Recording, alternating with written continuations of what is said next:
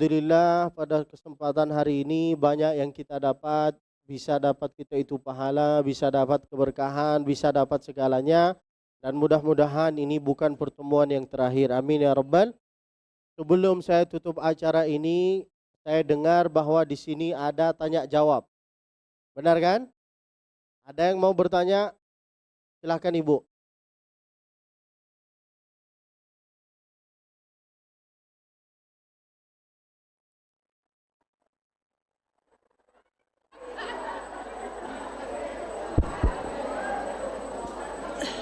Kenapa Ibu ketawa?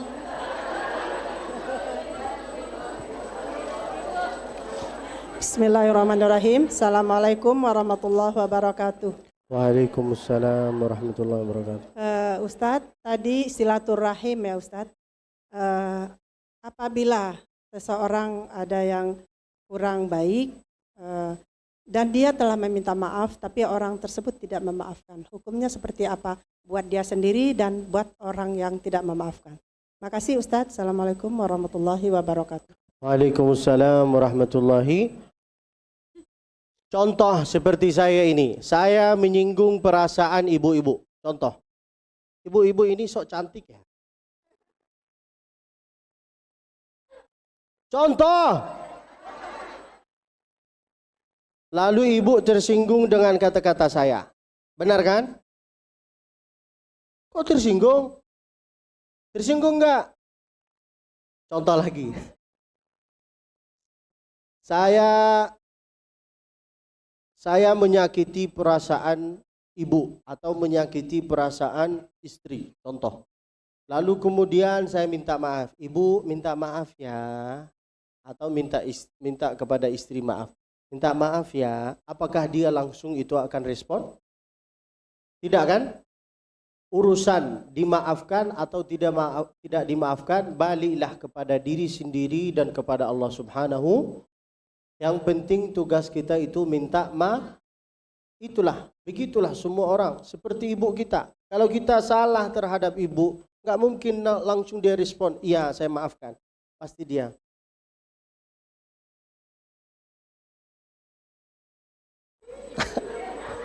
Benar kan?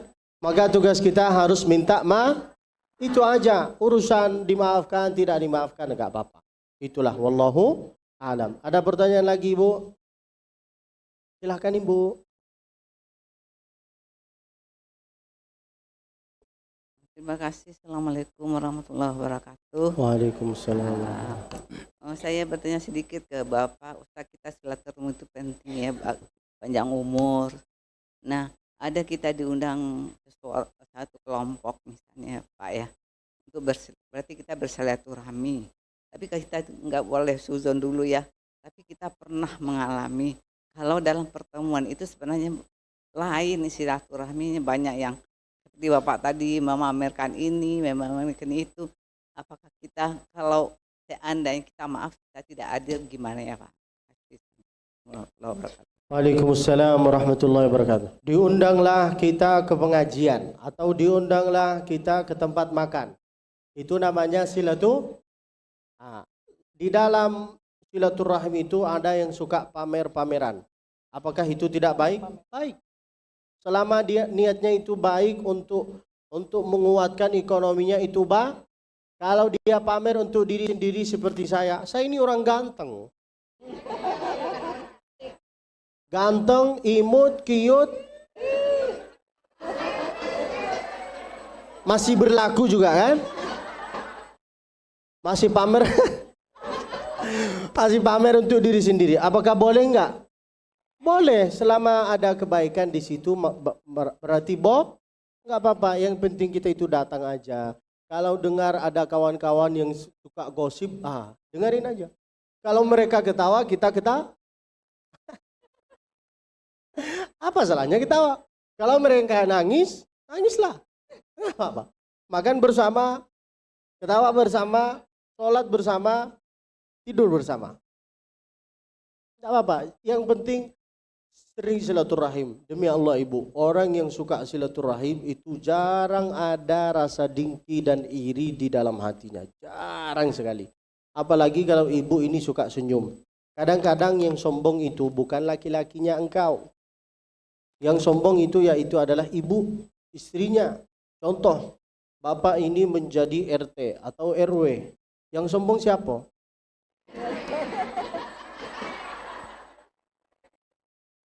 Benar kan? Bapak-bapak itu jarang mereka itu ada rasa sombong, jarang. Makanya laki-laki yang jahat siapa namanya? Fir'aun. Tapi perempuan yang jahat siapa namanya? Hindun. Nah, kalau ada perempuan jahat berarti namanya Wallahu alam. Ada pertanyaan lagi? Ayo yang terakhir. Yang ketiga. 1, 2, 3, 4. Silahkan berdiri tanya. 1, 2, 3, 4. Berdiri 2 semua.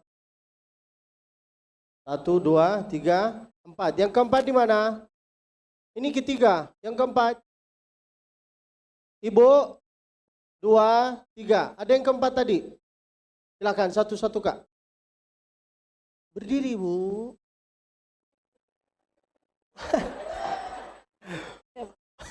Bercanda. Silakan Ibu. Assalamualaikum Pak Ustadz, mau tanya, menghadapi orang yang jolim tuh kayak gimana ya Pak Ustadz? Kan saya setiap hari ketemu nih sama orang-orang jolim itu ya. Terus dia tuh apa? Dia tuh jutek sama saya gitu kan. Saya udah senyum, jutek sama saya gitu. Padahal umurnya udah lebih dari saya. Terus saya ngerasa banget dijolimin udah setahun ini gitu sama mereka-mereka itu. Terus ngehadapin supaya hati saya biar nggak kesel terus sama mereka tuh gimana gitu Pak Ustadz. Gitu. Terima kasih Pak Ustadz. Assalamualaikum. Waalaikumsalam warahmatullahi wabarakatuh. Ibu. Oi. Lihat saya. Terima kasih ya Bu. Ibu. Lihat saya dulu. Menghadapi orang yang sering zalimi kita itu siapa? Apakah bos kita? Apakah atasan kita? Enggak. Siapa? Suami. Benar kan? Kadang-kadang dia zalim sama kita kan? Menghadapi orang yang zalim itu dua caranya. Yang pertama,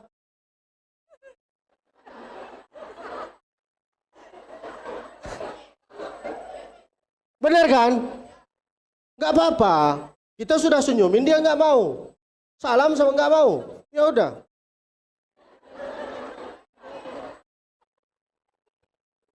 Jangan dicuekin. Tambah cuek dia. Dia egois, kita egois, dia tanpa egois. Coba ibu gini. Lihatlah dari awal pakaiannya sampai terakhir. Itu yang pertama. Yang kedua,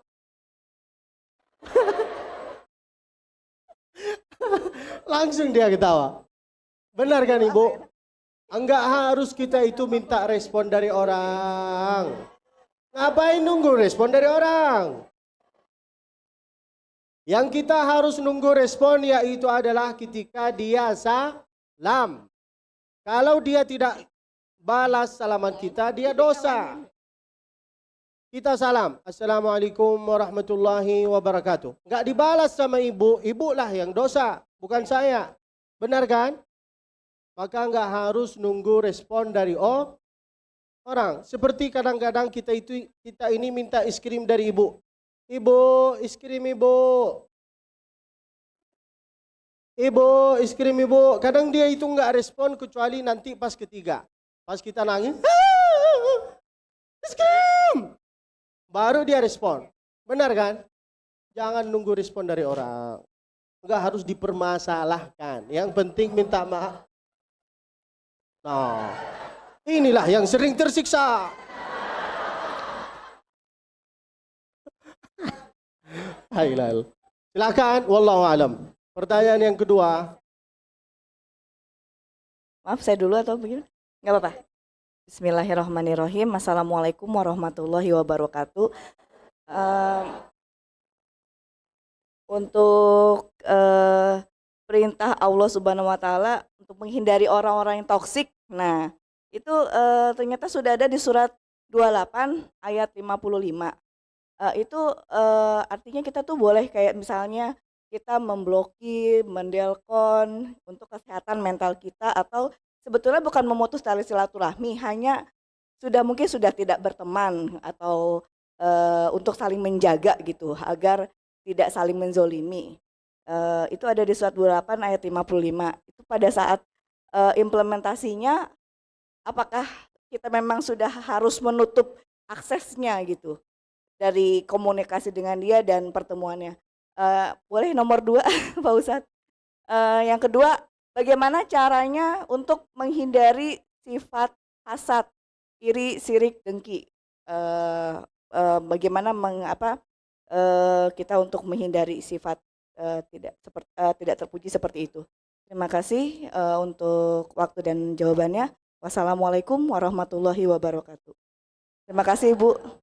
Waalaikumsalam warahmatullahi wabarakatuh.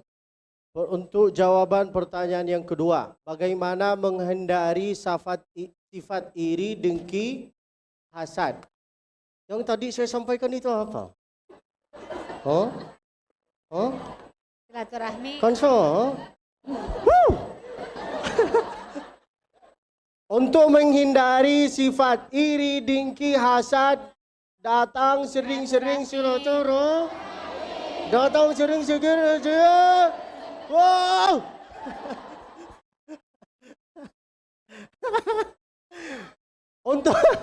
Untuk membuang sifat iri, melepaskan sifat-sifat itu dengan dengan sering dengan sering bersolat.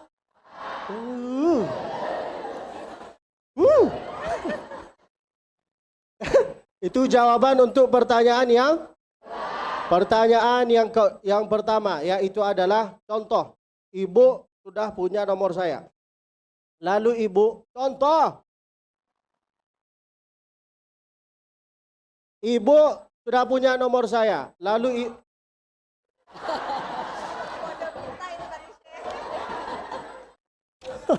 contoh ibu. Katakan iya. Ibu punya nomor saya. Lalu ibu malam-malam, Ustaz. Saya enggak respon, cuma lihat. Ustaz. Enggak direspon lagi, malah dia telepon. Ustaz kenapa enggak balas? Benar kan? Lebih bagus direspon apa diblok? Nah. Paham? Itu contoh. Daripada muncul fitnah, maka lebih bagus dihindar. Gimana cara menghindari orang-orang kayak gitu? Paham insya Allah dengan jawabannya? Nah, wallahu alam. Pertanyaan yang terakhir. Mana itu? Ada kan 2 orang. Satu di sini ibu.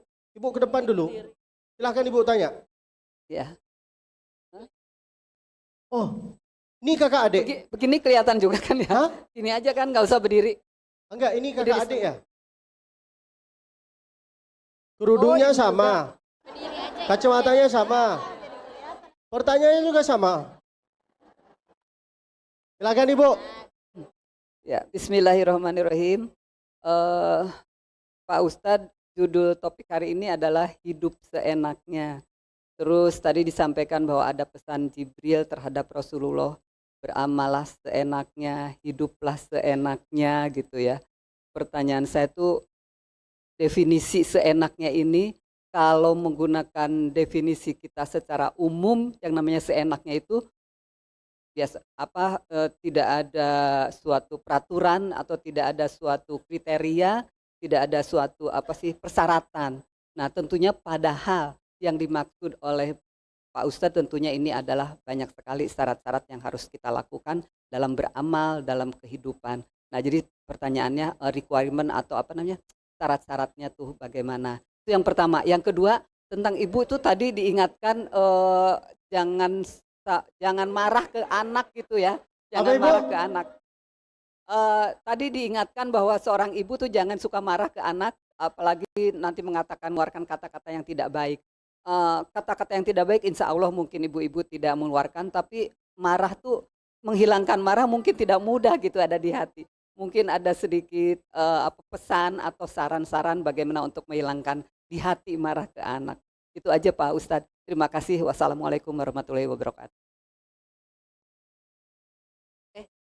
Langsung bilang. Waalaikumsalam warahmatullahi wabarakatuh. Pertanyaan yang pertama, tadi apa dia tanya?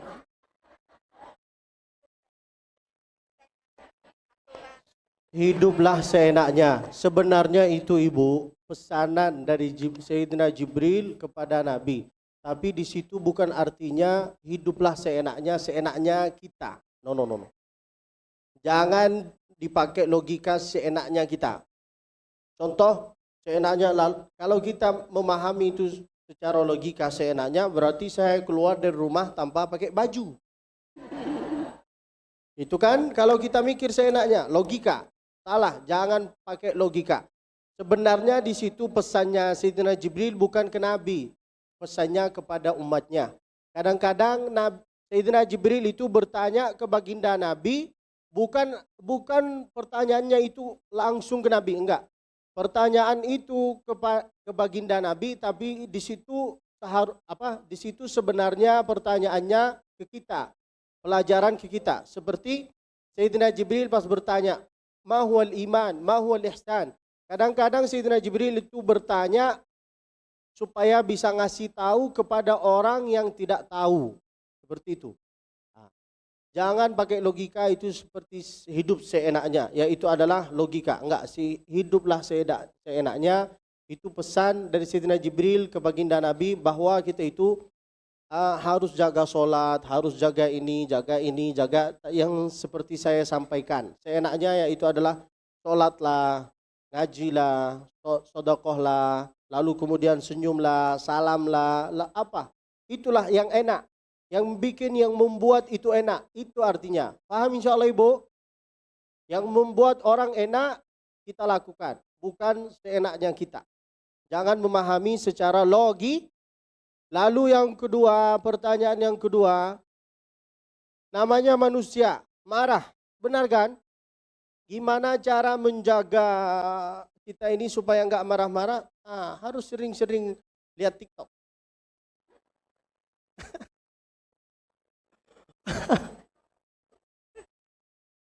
Kalau bisa supaya kita itu bisa terjaga kemarahan kita supaya enggak langsung marah, maka kata Nabi SAW itu apa? Sholatlah.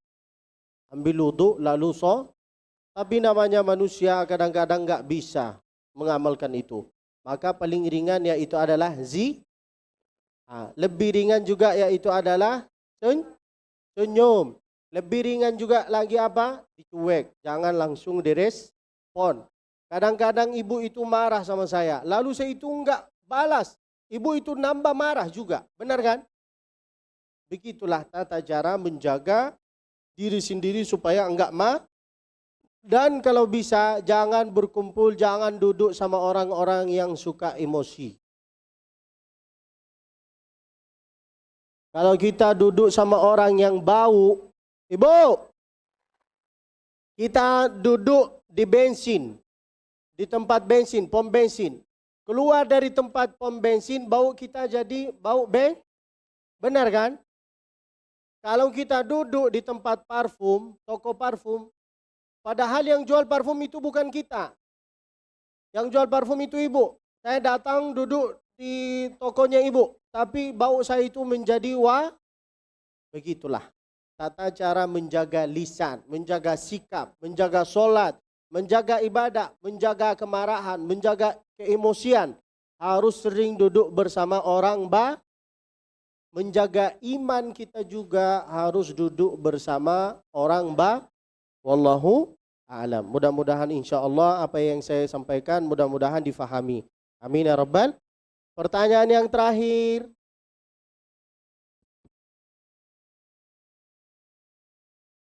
Ini banyak pertanyaan ya. Kayaknya banyak masalah di sini. Silakan Ibu. Bismillahirrahmanirrahim. Pak Ustadz, saya pernah mendengar ada hadis yang mengatakan, katanya kalau ada orang sombong, maka kita harus lebih sombong lagi. Dan itu merupakan sodakoh. Apakah itu benar atau tidak hadis tersebut? Terima kasih.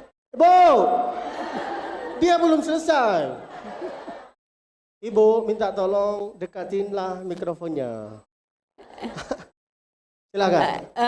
Saya ulangi, saya pernah mendengar ada sebuah hadis, katanya kalau ada orang yang sombong, maka kita harus lebih sombong. Dan amalan tersebut menjadikan sebuah sodakoh. Apakah hadis tersebut sahih atau doib? Mohon penjelasan dari Ustadz. Terima kasih. Assalamualaikum warahmatullahi wabarakatuh. Tumben pertanyaan cuma satu. Oh, boleh satu lagi kalau masalah membaca Al-Quran tadi, boleh kan? Iya, silakan Ibu. Tadi kalau kita sering membaca surat Al-Mulk, ada syafaat untuk kita. Nah, bagaimana kalau kita membaca surat-surat yang lain seperti Waqiah, Ar-Rahman, dan yang lainnya, sama juga akan memberikan syafaat kepada kita nanti. Terima kasih Pak Ustadz. Waalaikumsalam warahmatullahi wabarakatuh. Ibu-ibu, lihat saya, lihat gua. Jangan sibuk sama lo, sibuklah sama gua. Pertanyaan yang pertama, at-takabburu lil mutakabbiri sadaqah. Sombong kepada orang yang sombong, maka itu bisa mendapat itu bukan hadis. Oke Ibu, bukan hadis. Itu cuman hanya hikmah dari Imam Syafi'i. Imam Syafi'i berkata, at-takabburu lil mutakabbiri sadaqah.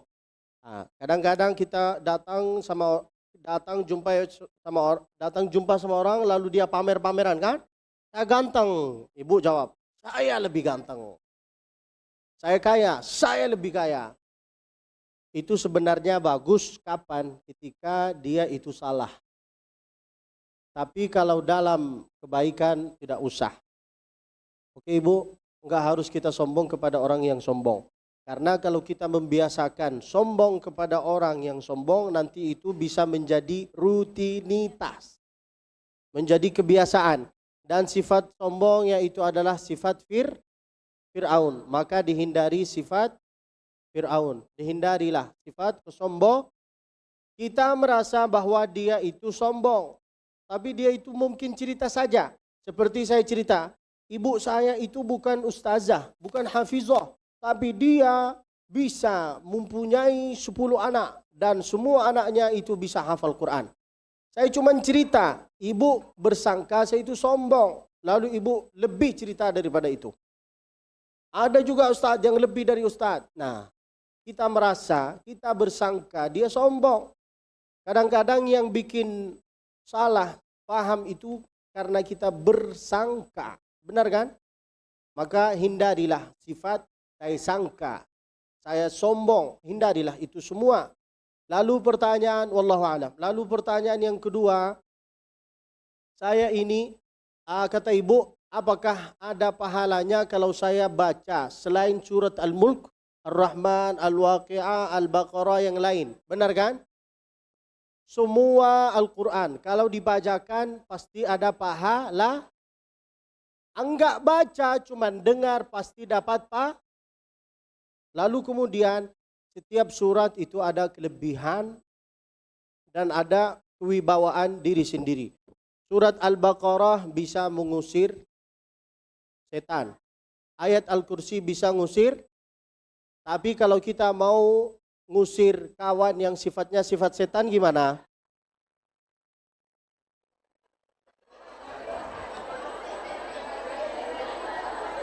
Tidak cukup dengan ayat, langsung kursinya.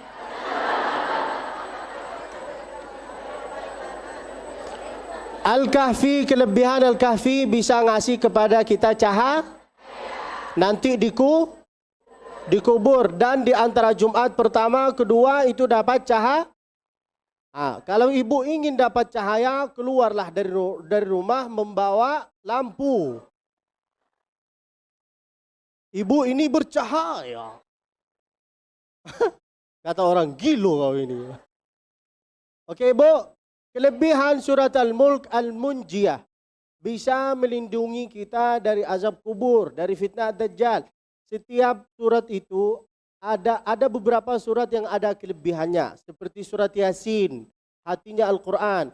Seperti para asatis. Ustaz Samsam, Masya Allah kelebihannya beliau itu apa? Ustaz Ghilman kelebihannya membawa jamaah nangis berjamaah. Benar kan? Kan banyak asatis. Ustaz Somad kelebihannya beliau itu apa? Tegas. Benar kan? Dan cara menyampaikan beliau itu singkat dan semua difahami. Benar kan? Suka tidak suka bukan urusannya beliau. Yang penting beliau menyampaikan. Kelebihan Ustaz Adi Hidayat itu apa? No. Kelebihan Ustaz Adi Hidayat terlalu cerdas. Kita yang bodoh. Ngaku aja. Benar kan? Di surat ini, ayat ini. Benar kan? Kelebihan Gus Baha itu apa? Tahu Gus Baha? Kelebihan beliau itu Masya Allah bisa menyampaikan kajian dengan cara tenang, dengan santai. Itu kelebihan Gus Baha. Kelebihan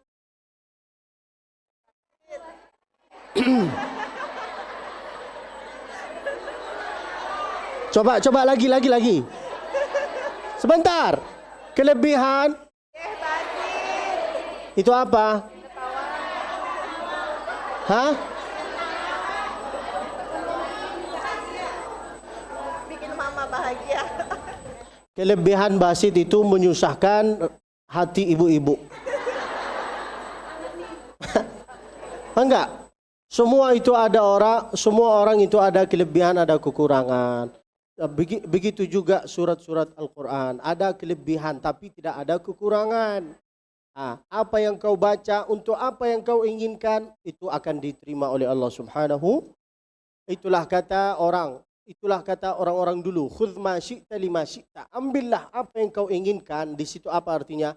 Ambillah yang kau inginkan. Bacalah surat yang apa yang kau inginkan. Untuk apa hajatnya yang kau inginkan akan diterima oleh Allah Subhanahu wa ta'ala. Itulah yang saya harus sampaikan. Mudah-mudahan insya Allah ilmu yang bermanfaat. Mudah-mudahan ibu-ibu ini sehat selalu, panjang umur, banyak amal, dan insya Allah banyak rezeki, dan insya Allah bisa datang nyusul ke Makkah bersama beserta keluarganya. Amin ya rabbal alamin. Sebelum saya tutup pengajian ini, in ahsantu fa'inuni wa in akhta'tu faqawimuni. Apabila ada kata-kata dari saya yang memang benar, berarti itu dari Allah Subhanahu. Tapi wa in akhta'tu faqawimuni, apabila ada kata-kata dari saya yang menyinggung perasaan ibu-ibu ini, maka saya minta maaf ya. Itu. Wallahu a'lam wa ilmu. Langsung doa. Pepe ya? Mana beliau? Ya, Ibu. sebelum ditutup ya. Ibu. Tadi pas saya masuk ke sini, kan saya didudukkan di ruang tamu. Masya Allah, ada ibu yang ngasih saya teh, ngasih saya makanan. Ibu itu nyuruh saya makan. Yang makan tahu siapa?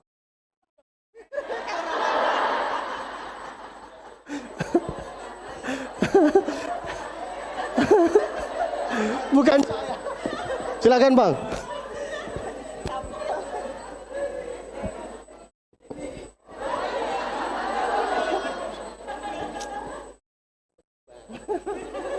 Bismillahirrahmanirrahim. Assalamualaikum warahmatullahi wabarakatuh.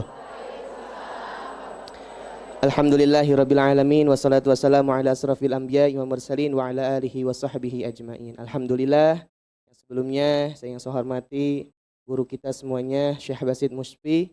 Mudah-mudahan Allah panjangkan umurnya, Allah sehatkan badannya, Allah lancarkan rezekinya. Amin ya rabbal alamin. Dan juga alhamdulillah pada kesempatan hari ini dari PPPA Darul Quran Bogor bisa bersilaturahim lagi dengan Majelis Talim Al-Kansah. Mudah-mudahan silaturahim ini, sinergi ini terus dalam dakwah baginda Nabi besar Muhammad Sallallahu Alaihi Wasallam dan juga menyebarkan ilmu-ilmu agama kita insya Allah. Baik ibu-ibu, di sini saya hanya ingin kita sama-sama mengetahui bahwa salah satu pondok pesantren di Al Hidayah Sukabumi itu beberapa bulan yang lalu itu telah terjadi kebakaran hebat yang dimana ruang belajar dan ruang tidur santrinya itu semua ludes ibu-ibu. Maka dari itu kami mengajak kepada ibu-ibu yang ingin menyalurkan baik pangan sandangnya bisa menghubungi dari PPPA Darul Quran Bogor di nomor 0811 8455 005 dan juga mengajak kepada ibu-ibu untuk menjadi orang tua asuh untuk para santri kita yang ada di wilayah Bogor, Cianjur dan Sukabumi dan juga di Nusantara yang alhamdulillah jumlahnya setiap tahunnya bertambah terus ibu-ibu. Alhamdulillah, maka dari itu kita ikut andil menjadi orang tua asuh karena amalan yang tidak akan terputus adalah amalan sedekah jariyah insyaallah. Maka dari itu kami mengajak kepada ibu-ibu sekalian untuk mensumbangsikan berupa donasi maupun materi maupun yang lainnya kepada Pondok Pesantren Al Hidayah Sukabumi. Insyaallah dibantu kali ini bersama Teh Deborah, bersama Teh Fadia dan juga Teh Hanifah. Insyaallah sama-sama kita bersolawat dipandu sama Syekh. مولاي صل وسلم دائما أبدا على حبيبك خير الخلق كلهم مولاي صل وسلم دائما أبدا على حبيبك خير الخلق كلهم يا ربي بالمصطفى بلغ مقاصدنا واغفر لنا ما مضى يا واسع الكرم يا ربي بالمصطفى بلغ مقاصدنا واغفر لنا ما مضى يا واسع الكرم صلاة الله سلام الله على طه رسول الله صلاة الله سلام الله على ياسين حبيب الله توسلنا بسم الله وبالهدي رسول الله وكل مجاهد لله بأهل البدر يا Allah. Alhamdulillah, jazakumullah khair kepada ibu-ibu semuanya yang telah memberikan sebagian hartanya. Mudah-mudahan Allah Subhanahu wa taala gantikan dengan berlipat-lipat ganda. Dan juga ibu-ibu terakhir, insya Allah jadwal safari Syekh Abdul Basit insya Allah di tanggal 4 September di Masjid Siti Roqoyah Bogor Barat. Insya Allah tanggal 4 September beliau mengisi di Masjid Siti Roqoyah Bogor Barat. Dan juga insya Allah di Rabu ini di tanggal 30 Agustus di Masjid Alumni IPB Muslimah Darul Quran bersama Ustadz Hilman Fauji dan juga Ustadz Fakhrul Roji. Dihadiri ibu-ibu untuk mengambil keberkahan dan ilmunya dari Syekh dan juga Ustadz Hilman dan yang lainnya. Amin ya rabbal alamin. Syukron kepada Bunda Evi, Bunda Eyi. Mudah-mudahan Bunda sehat selalu, berkah dunia wal akhirah. Sekian. Assalamualaikum warahmatullahi wabarakatuh. Ya, jazakumullah khair ahsanal jaza. Hari ini kita mendapatkan banyak hikmah dari guru kita dan Masya Allah silaturahim juga ya dengan sahabat-sahabat dari PPPA Darul Quran. Kami mengucapkan terima kasih dan kami juga mengundang untuk kajian berikutnya Bunda. Hari Sabtu kajian keluarga di Masjid Alumni IPB insya Allah bersama Ustazah Ei Sufi Jatiningsih. Dan juga hari Ahad kita akan bersolawat bersama dengan Habib Mahdi Hamzah Segaf di Masjid Darul Jannah Taman Cimanggu. Silahkan untuk hadir kembali, kita bersama-sama bersilaturahim kembali. Baik, sebelum kita akhiri perjumpaan kita hari ini, mari kita khusyukkan hati kita kembali. Kita akan berdoa bersama yang akan dibimbing oleh guru kita Syekh Abdul Basit Mulfi. Kami persilahkan Syekh. Ibu-ibu, ya Allah, sakitlah hati saya ini. Tadi saya sangka bersama Syekh Abdul Basit, bersama Ustadz ini, bersama Ustadz. Di hati saya, kapan saya ini? Itulah yang pertama. Yang kedua, Bang, mana beliau? Berapa nomornya tadi? Minta tolong ibu-ibu. Ini semua mau menjadi orang baik kan? Mau menjadi ahli surga kan? Tolong catat nomor ini. Ibu kalau tidak mau catat, catat ayo. Lalu kemudian mana tahu ke depan ibu insya Allah banyak uang, banyak emas, lalu mau beramal. Benar kan? Tulis di situ 08 11 84 55 00 5. Diulangi lagi ya. 08 11 84 55 00 5.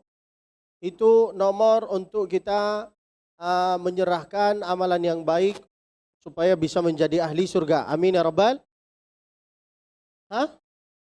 Namanya PPA Darul Quran. Ya. Di situ juga ada info-info untuk kajian. Ada info-info juga untuk makan bersama di rumah masing-masing. Sudah dicatat? Tadi saya menyampaikan, ibu-ibu contoh punya nomor saya. Enggak. Ibu mau nomor saya emang? Mau? Tapi minta tolong jangan hubungi saya malam-malam. Oh, Ustaz. Bisa? Catat. 08 12 19 65 58 01 08 12 19 65 58 01. Bisa diundang ke pengajian, bisa diundang ke makan, bisa diundang ke pernikahan. Kalau tidak ada yang mau menjadi suami, saya bisa. Bercanda. Kita tutup aja. Kita tutup acara ini dengan doa. Boleh? A'udzubillahi minasyaitonirrajim. Udah ibu, sekarang serius. A'udzubillahi minasyaitonirrajim. Bismillahirrahmanirrahim. Alhamdulillahi rabbil alamin. Wassalatu wassalamu ala sayyidil mursalin. Nabiina Muhammad wa ala alihi wa sahbihi ajma'in. Rabbi syrah li sadri, lapangkan dada kami ya Allah. Wa yassir li amri, lancarkan urusan kami ya Allah. Wasahhil li amri, mudahilah usaha kami ya Allah. Waj'alna min ahli al-Quran, jadikanlah kami sebagai ahli Al-Quran. Warfa'illahumma maqamana wa sya'nana wa darajatina, angkatkanlah darajat orang tua kami ya Allah. Ballighna ziyarata baitikal haram, sampaikanlah kami ke tanah suci Makkah bersama beserta keluarga kami ya Allah. أنزل الرحمة والسكينة والطمأنينة على هذا المكان. Turunkanlah kepada kami, kepada kita ketenangan, kebahagiaan, keberkahan ya Allah. Amitna ala husnil khitam, matikanlah kami dalam keadaan husnul khatimah. Fi ahsani maqam, di tempat yang paling mulia, yaitu adalah di kota Madinah. Bersama siapa, di samping siapa, ma'an Nabi Muhammad sallallahu alaihi wasallam. Subhana rabbika rabbil izzati amma yasifun. وسلام على المرسلين وآخر دعوانا أن الحمد لله رب العالمين. الفاتحة.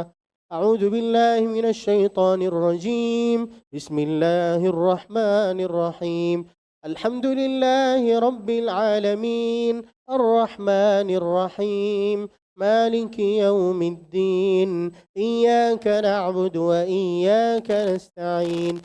اهدنا الصراط المستقيم صراط الذين أنعمت عليهم غير المغضوب عليهم ولا الضالين. آمين. والسلام عليكم ورحمة الله وبركاته.